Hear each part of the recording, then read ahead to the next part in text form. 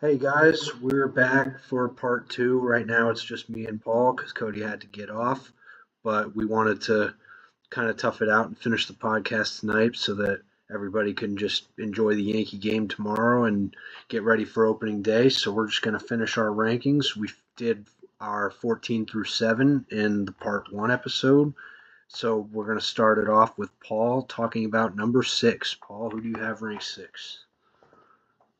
These teams would technically then make the playoffs as we get into this. So I went with one half of the or one third, I guess, of the Seton Hall trio at 7, and I'll go with the other one at 6. I have John Height and the Hartford Yard Goats, ranked 6th, and I'll do my little spiel for them. How it all goes right. Shohei scores over 1,900 points as he returns to making starts.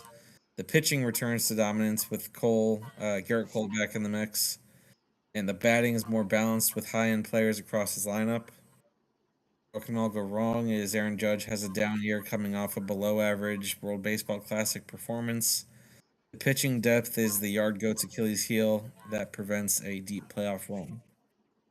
My trade advice for John Height is something that he's probably heard a million times. Move some of his aging vets that can be replaced with good finds in free agency for prospect depth. Um, I've said it a million times. He doesn't listen, and he still makes the playoffs. So don't listen to me. And then my bold prediction is that Hartford makes the playoffs, but is quickly dismissed in the first round, leading to questions about potentially moving on from longtime star Shohei Ohtani. Wait, you just said he's going to move Otani? I said Is that that your he's bold going to make the prediction? playoffs as the 6th seed and lose in the first round, which might make him consider moving Otani in the Okay, offseason. interesting. It's not the second part of that's not happening. I I'm was I'm going to more, say, more meaning the first part of that. yeah. Well, I mean, I'll talk about John Height's team. I have him ranked a little higher than this, but for since we're on the topic, my how it comes together was that everybody stays healthy and the pitchers overperform. But when looking at it, I don't think he has that terrible of a staff. Like we were giving praise to Scott's team for what do you call it, putting together a list of pitchers that are somewhat reliable and consistent. And I think that that's kind of what this list is. It's nothing flashy, but Matthew Boyd, Evaldi, Kikuchi, Lugo, Framber's obviously a dog, Lopez, Patrick, Erod, Peterson, like those guys, Waka kind of scream 15 to 20 point per game. Marms probably not 20, somewhere in the mid to high teens. But even that combined with the Soto, Otani, Judge, that's going to be enough to get him in the playoffs comfortably, in my opinion. I mean, like we've said the whole time, if Otani gets hurt, he's fucked. Yeah, obviously, that goes without saying. But assuming that that doesn't happen, he's going to be totally fine. My bold prediction was that C.J. Abrams outscores James Wood. I'm very low on James Wood this year. I mentioned in the Like that part too. one. I mentioned in the part one that I think Benj outscores him. I think that C.J. Abrams outscores him too. But you know what? He's John Height's outfield 3 by a wide margin, and I think that he's going to be a totally fine outfield 3. By outscore, I mean like 900 to 800. I think C.J. Abrams is legit. So moving on that, my number 6 was me. So we've already kind of talked about my team to great length, so I'll save us the time. But I really legitimately think I'm a playoff team or hinging around that 7-8 spot. 6-7-8 is a realistic goal for me. Where if I just miss the playoffs, I'm going to do well in the consolation bracket. So, and I have my first round pick. So, can't go wrong this year for me. I'm going to have a fun year regardless. Much more fun than going 0-20. So, all right, we're moving on to number 5. Paul, who do you have ranked at 5? So this was the team that you put at 10, which I think is pretty interesting. I have Smell in El Ooh. Paso. Yeah, You which must I believe in his pitching more than I do. That's So yeah. So as I was going yeah, through it, yeah, it's the pitching, but I think his bats are very, very good. Um, just to again my spiel here, how it all goes right. The roster features 4 individual 1,000-point bats with Brent Rooker, Mookie Betts, Bryce Harper, and a surprise fourth. One of the other guys kind of pops in, whether it's Soderstrom, whether it's I don't have it in front of me, but one of those guys. Um, so four individual 1,000-point bats on that team is how it all goes right. It's not a bold prediction, but how it all goes right. Um, Cade Cavalli realizes his long lost potential and finishes SML's SP4. His pitching depth is unmatched around the league as prospects rise. Not current, but prospects get called up. But then how it can all go wrong is those prospects stay in the minors too long into the season and don't help the roster in time. Um, and the aging vets that he has decline. Um, so yeah, that's how it all goes wrong. Trade advice for him is to get out from underneath some big name players like Aaron Nola, Bryce Harper, and Shane McClanahan before their values drop. There's a lot of name value there that he could get a lot for, and in my yes, opinion, should. trade me Aaron Nola, Smell. That if you're Yeah. listening to this, I love Aaron Nola, but The problem is you should trade him for prospects, yeah, which then it won't you happen. don't I have know. too many of. Yeah. Um, but then, so my old prediction is this is this year's surprise playoff team. Uh, I think he wins 15 games and he reaches the semifinals. Wow. That But shout that out to is you. bold. I saw you just ranked me. I think you put me at 7. So, hey, I won't be mean to you, Smell, even though you're mean to me. Well, I gave my thoughts on Smell's team, and Cody did too in the part one. So I'll just add that I hope that Smell's pitching is better than we expect because I think that he's got a lot of guys in there that I would want to take a flyer on, and I've tried several times to take a flyer on. So I think it's really funny because I think that your number 5 actually was my number 10 and my number 5 was your number 10. Did you have Emmerich at 10? I think you did, right? Yeah. Yep. Yeah, Emmerich is my 5 here. And That's still wavelength.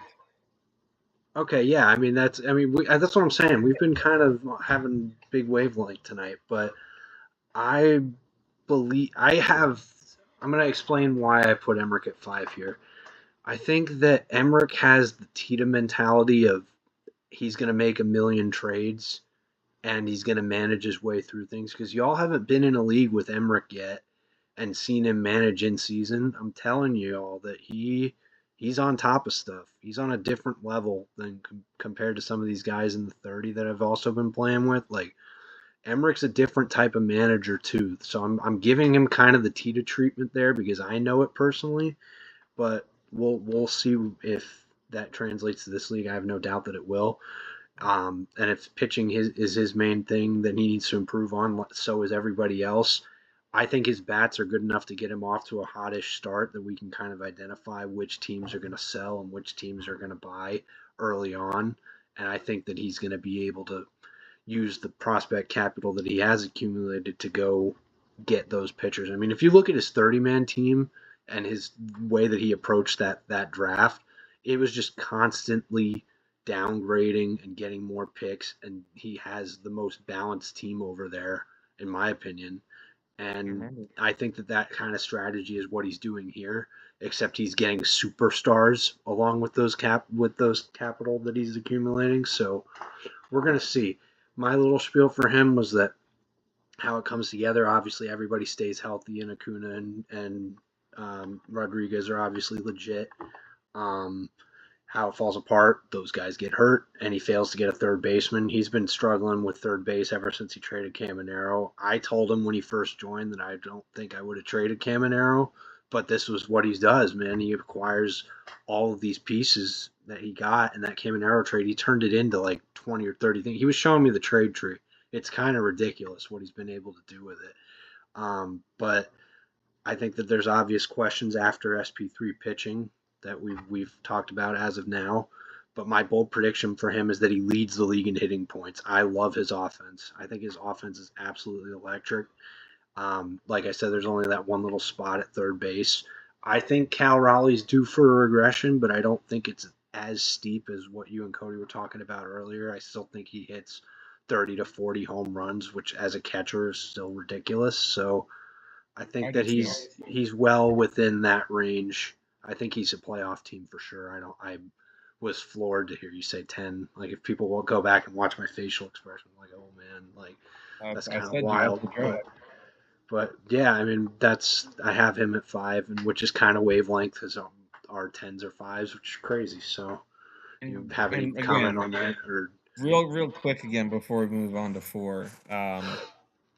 I made these. I said it before, and I'll say it one more time. That I made this before the J Rod trade. I think, and now that Cody's not on, I think he massively won that trade. Um, I think J Rod, and I know that I traded him in the Witt deal. Um, I think he's a massive game changer, and I think Cody's kind of counting on J Rod following this pattern that Cody laid out of even years he's not good and odd years he is. Um, I mean, this isn't. I don't think there's really much validity to that. Um, which you could say, well, why'd you trade him? And it's a fair question, but I like J Rod a lot, and I especially like him paired up with 2 of my other favorite outfielders in fantasy baseball with Acuna and Quan. Yeah, Um, it's a great outfield. I think it's the best I, outfield in the I, league, I except John think Heights, Soto, and I, Judge. But right. And Wood. I think that's probably better, yeah, but it's not much better. I think J Rod, Acuna, and uh, Quan are right there. it's the closest Um, debate out of anybody that we can even have. yeah, So, yeah, yeah. So maybe 10's too low. I think I'll keep him there just for the sake of I don't want to have to go through it all again and try and see where he actually fits. Um, but yeah, J Rod the game changer, and Emmerich getting him is a massive deal, and it's the exact kind of deal I think that if Emmerich can make 1 or 2 more of, he's a surefire playoff team. yeah, and he's got those prospects to do it. And I was telling Cody this when he asked my advice earlier. Is like, what does Cody need Zaire, Hope, and Lagrange for when he's trying to chase down a championship? I know that they're trade pieces and Yeah, they're everything, but weapons. Yeah, they're just luxuries, man. Like he needed the pitcher, I guess, but like I told him Riley Green is a good outfielder. I don't think he's a 1. I don't think he's anywhere near a 1. I think he's a good 2. So, I think he's a low end one. okay. I mean, I I think had him. I mean I traded real quick with that trade. I had Green, traded him to Emmerich. I got Michael Harris, Colson Montgomery, and something else I can't remember now. But I only did it because of my belief in Colson Montgomery and my belief in Michael Harris. I think Michael Harris is a 280 2020 guy. Now, for an outfield, it's not as impressive, but I think he's my stabilizer in the outfield. I don't want to get too much on my team again, but I also think that Colson Montgomery hit 30 home runs this year. I like Michael Harris too, but I think he's a lower 2 than Green is. He's more of an elite 3 behind 2 guys that are better than him, I think. Yeah. Right. So, I don't know. Yeah. We're Yeah. getting bogged down in the specifics here, but I think that Yeah. that trade today, like what has been happening with Cody, is going to be what I talk about when we get to Cody's team because I really wanted to get his thoughts on that, but I guess we'll wait till he watches this We'll part get later. him. At some point, we'll But get him. I'm gonna go ahead and give my 4 real quick because we already talked about him. I'm gonna say it's John Height for me at 4, um, and they've known my thoughts about John Height and versus Hen specifically, and the pitching. I give the edge to Hen, which is why I put Hen at 3. So we go and we'll talk about that in a little bit. But we talked about Hen's team mostly in the first episode. But John Height at 4 for me, it's an unreal roster. And if somebody were to tell me that John Height finished first this year, it wouldn't surprise me at all. But like we said earlier, I feel like the first two teams with Cody and Jab are kind of locked in, or Jab Cody, whichever way you see it. They're clearly above the rest, but John Height and Hen are in that second group to me, which is why I ranked them that high. But who do you have at 4? So again, talked about it at length. I have myself at 4. Oh, okay, my bad. Yeah, we don't really need to get too much into there again. And then 3 is again probably the biggest surprise um, for anybody. It's Chad. I have Chad, Oklahoma City at 3. Our first major disagreement, I think. Yeah, because you had him what, like 9? I had him 9. Yeah, but you had Hen what, 7? And 7, height 6. Yeah. Okay. So I'll give my quick spiel here for Chad. How it goes right. Sam Basayo steps into a big role with the Orioles and wins Rookie of the Year. The big pitching additions he made from me masked the lack of his pitching depth, including boasting the highest scoring bullpen in the league. I kind of alluded to that earlier. I think that bullpen is pretty tough to beat. How it all can go wrong is his minor league pitchers on the cusp of a major league call up are afforded more time in the minors, and a true power bat fails to emerge between Tatis and um, Machado. Trade advice for Chad would be to deepen his rotation by using injured pitchers and or prospects near their call ups, which is typically when their highest value is. You know, a guy that's about to be called up. That's when he has his most trade value.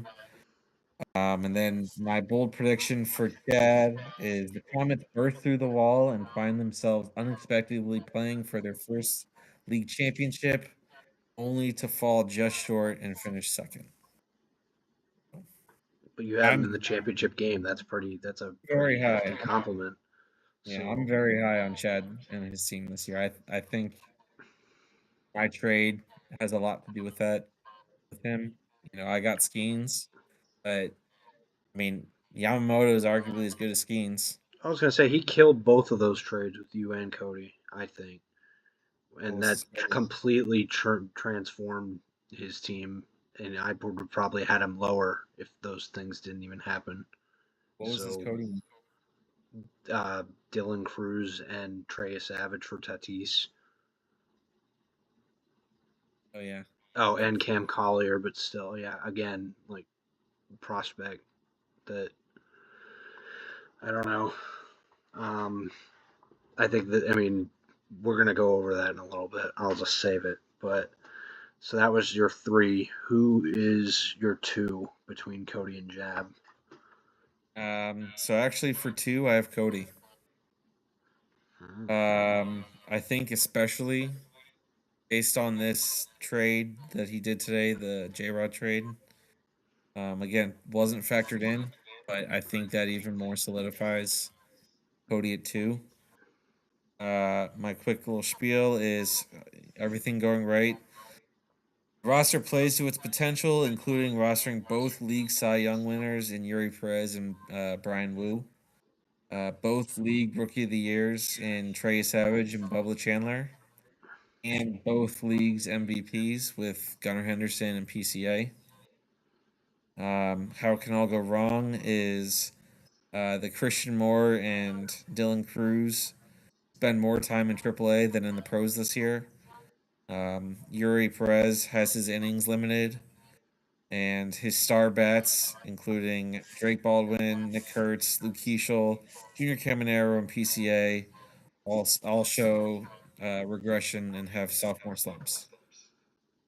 Um, my trade advice for Cody is to grab some older, reliable bench bats that will be around come September to stabilize his roster, and refill the minors and draft picks that he's lost. And then my bold prediction for Cody is that he does not finish with the number one overall seed.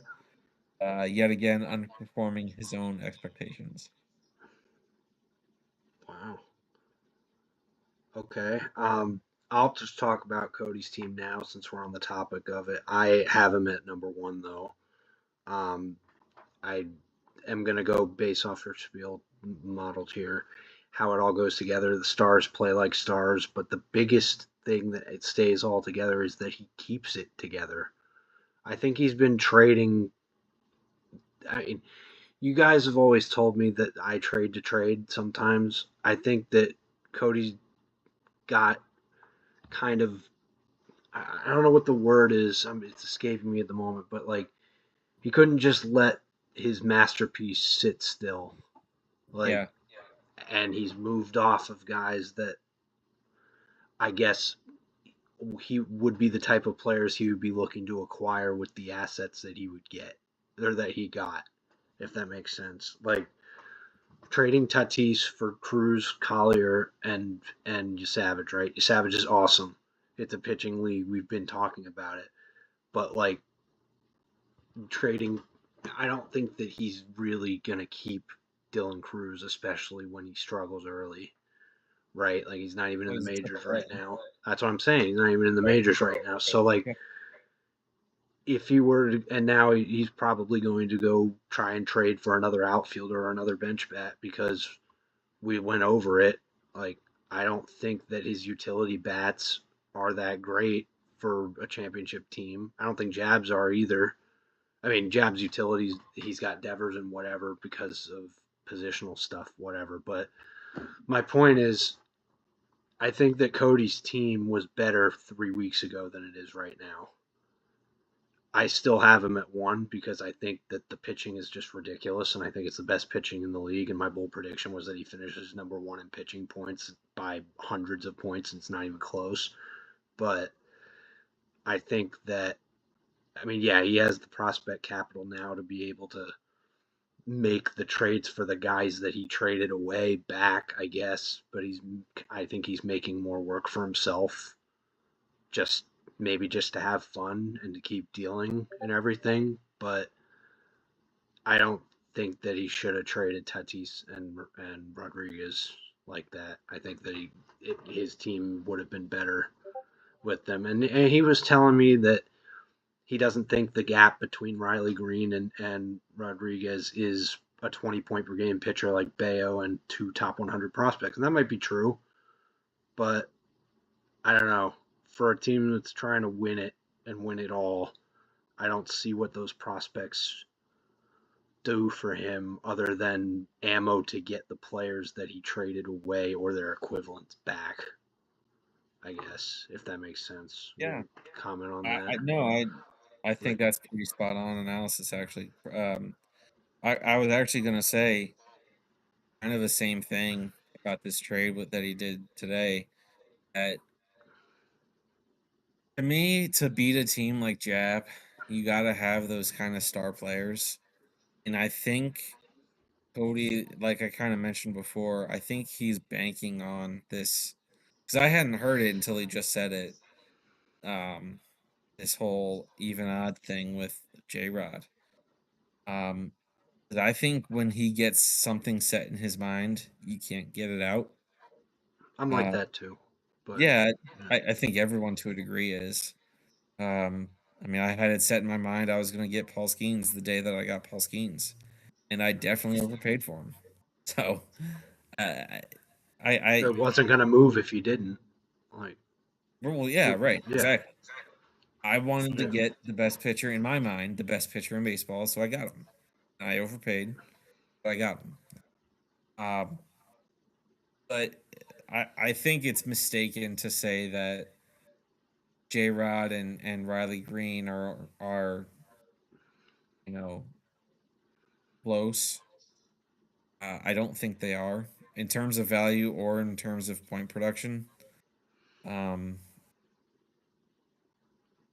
I mean, I say that, but then I also say that as a guy that traded away um, Jackson Churio for Green plus. Um, so I don't know. I mean, at the end of the day, Cody's got just as good a chance as any team, if not better, to win it all this year. It's splitting hairs between Jab and Cody's team, but we have to split those hairs. And to me, I think he lands closer to two than he does one right now. That's just my thought, but yeah, I mean, Do you and want to again, read your spiel for Jabs? yeah, real quick thing with Cody is he's got Carlos Lagrange, Gage Jump, Aiden Scarborough in the minors. Those are really good pitchers on top of the very good pitchers he already has. So he's not going anywhere anytime soon. So he'll No, be all none of it's a knock on it. Like, yeah, okay, great. He sacrificed a couple of his major league players so that he could build up an insane farm on top of his already insane team. right. It's a like I'm not dissing the strategy or anything, but Right. it's it's interesting to Yeah. me. So So now Portland Jab, I have him number one. My how it goes right. The stars align, and each of Vlad, Ellie, Roman, Kyle Tucker, and Rafael Devers have the best seasons of their careers, combined with the top two AL Cy Young vote getters in Scooble and Crochet, and some help from unexpected AL Rookie of the Year dark horse candidate Hagen Smith debuting in August and September. A bit of a bold prediction there too. How it all goes wrong is Chris Sale falls off a cliff at age 36. The supporting staff can't hold their own. And the rotation falls in shambles behind the team's dynamic duo, resulting in another disappointing year in Portland. Um, my trade advice, I didn't have much. Is Jab A, he doesn't trade much, and B, when he does trade, he only does good trades. I feel like. yeah. So I said maybe move some of his big names for better depth in terms of prospects and bench bats, bench arms. But there's really not much I can say there. My bold prediction, I don't know how bold this is, but uh, Jab rectifies the wrong they endured last season, wins 18 regular season games, and wins the title this year. Wow. Okay, so your final is Jab versus Chad. Okay, I don't have a final yet. Let me think about it for a minute, but I'll read my thing on Jab real quick. How it all comes together. The the close prospects like Connor Griffin and those guys come up and produce. Nobody gets hurt, and the Red Sox are actually good with Mayer and Campbell and Roman Anthony leading the charge because his team is built around his favorite young players, Does he as he have should story too? be. Like, what'd you say? Does he have story too? He does. He has Story and he has Crochet, and I think he has Sonny Gray too. He has like 6 or 7 Red Sox. Hmm. I'm pretty sure, but yeah. So if the Red Sox are bad, that would be an example of how it can fall apart. Um, if they have even worse sophomore seasons, some of them than their rookie seasons, like Christian Campbell, who is not in the majors right now, that would not be good for him. But again, you and I have wavelength, but just for different teams. I think that Jab has both league MVPs in Ellie and Vlad, and I think that he has the NL Rookie of the Year in Connor Griffin, and I think he has the top two Cy Young candidates in the AL with Crochet and Screwball. So a lot of accolades warranting a second overall. What do you call it? Ranking for me. I just believe in Cody's pitching a little more, which has been the deciding factor in all of my rankings. So I'm staying consistent with that. Um, I mean, you picking your poison now. I agree with you that the last couple of trades Cody's made has kind of put him closer to two than one now. I mean, I still rank him one, but it's not as. I mean, it's much closer now than I originally had it a couple weeks ago when I put my prediction in the chat. So we'll see, man. I wouldn't be surprised if it's the other way around. I wouldn't be surprised if any of the top four shake around. Um, any of my top four, Cody, Hen, Jab, and Height, all shake around in whatever order. So that's just the way we have it. So to summarize, my order was from 1 to 14: Cody, Jab, Hen, Height, Emmerich, me, and that's the playoff cutoff. And then Paul, Connor, Chad, Smell, Jack, Scott, Tita, and Nick, my 1 through 14. And to summarize, Paul, you give your 1 through 14. Yep. So I got Jab, Cody, Chad, myself, Smell, uh, John Height, Hen, Connor, Bracton, Emmerich, Jack, Scott, Tita, and Nick at 14. There we go, guys. I'm going to wait a little bit after I post this to put my prediction in the chat, so I don't want to spoil it for As will I. everybody. I want you guys to listen and enjoy the pod here. But I think because of the length of this, we're already a half hour into part two. We're going to save some of the mailbag questions for next week's. Well, I guess not next week because we're on a long week, but the next official podcast will be after the week one matchup is concluded. So we'll definitely answer some of those questions you guys put in the chat for that episode. So with that, we want to thank y'all for. Oh, you want to? Okay, yeah. You want to do a quick prediction? Your matchup and my matchup for week When one? is it? No, Oh, no, no. oh, Your week one matchup, my week one matchup. oh, We'll yeah, just do sure. those. We don't have to do them all. Just real quick. Yeah, sure. Why not? We can do that. I mean, Fantrax says I have a 61-39% chance to beat Scott, and I agree with that. I think I'm going to win. It's projecting me 808 in a long week versus his 724. I will agree with that. I think it'll be somewhat close, but I pull away. I'm going to get my first win in over a calendar year. I don't even know when the last time I got a win was. I'd really love somebody to track that stat for me down, track that stat down for me, dating back to 2 years ago. So, what about your matchup? You play Well, Hen, so I play Hen. Antrax has it at right now at 894 to 857 in favor of Hen. I think I beat Hen. I think if you call it an upset, I win. I mean, I'm most likely gonna call up Chase DeLauder. Most at some point, most likely gonna call up Ballesteros. We'll see about Carson Williams. I'm not sure what I want to do there yet. Um, but yeah, I think the key for me is can I get to 17 starts? You know, it was not great news that Dollander's in the bullpen. Not great news Oviedo's in the bullpen.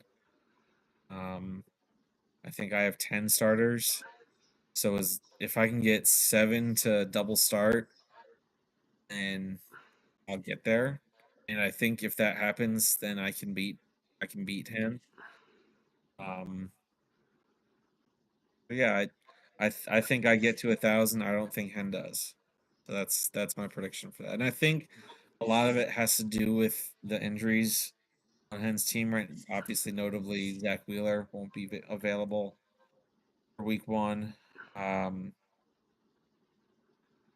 And then we'll see with Tommy Edmond. I don't know, but yeah, that's kind of where I sit. Um, and we don't have to get too far into it again. I just know Sean Mania starting this week. I don't think. Um, I think he's got probably about the same amount of starts that I do, that I will have. So all right. Well, I we're think gonna I'll be see. in a straight race, but we'll see what happens. We'll see.